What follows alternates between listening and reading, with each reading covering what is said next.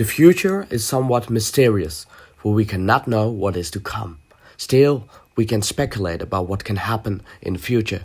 What will happen to the European Union in the future? In order to find out, we must look at the past and present to find the next logical step in the evolution of the European Union.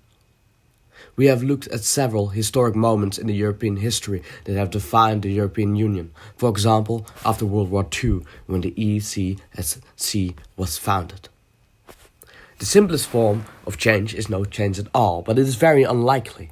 Everything evolves. The Greek philosopher Heraclitus once said that everything is flowing and therefore moving. Pantarei.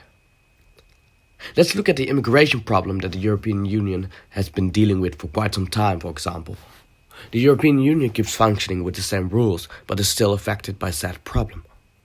The executive vice president designate of the European Commission, Frans Timmermans, says that the unity of the people of Europe and trust is very important to keep the European Union moving and great. There are actually a lot of aspects that are important for the unity of the European Union. Administration by force. It is very important that the European Union keeps the information of the citizens, and a good administration is crucial. It creates order in a chaotic world, which is essential for retaining the European Union. Because this aspect is so important, it has to be done by force. But this does not mean that the European Union must be a hierarchy. A central city.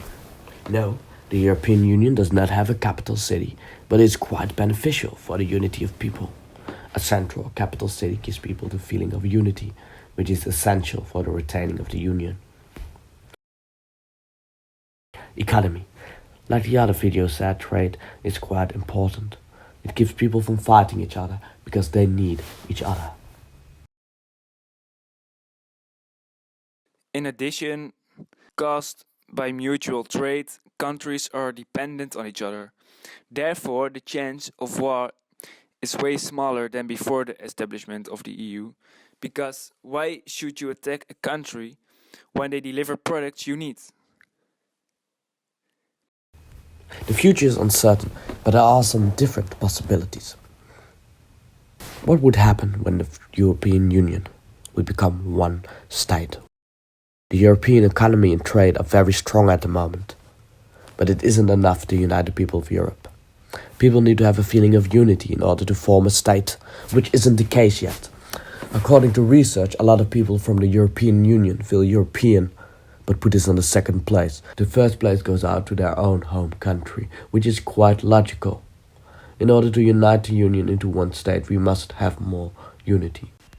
That unity can be created in several ways. We could have a national holidays that will unite the people. Because who doesn't like a fun party? So goodbye, Sinterklaas, and hello, European holiday man! In order to have more unity, we could also establish a capital city. Like we said before, it's a very effective way of uniting people. This could be Paris, Berlin, Amsterdam, but it would probably be Brussels. Because the distances in this new country will be vast, a great infrastructure should be made in order to make travel safe and efficient. This will also stimulate unity, for people can go to each other safely now.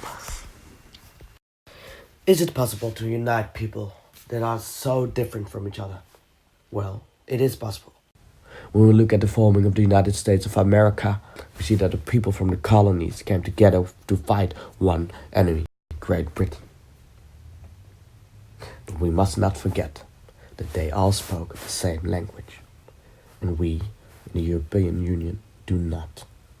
A language barrier could keep us from uniting. What if the European Union would fall apart with only the economical aspects left?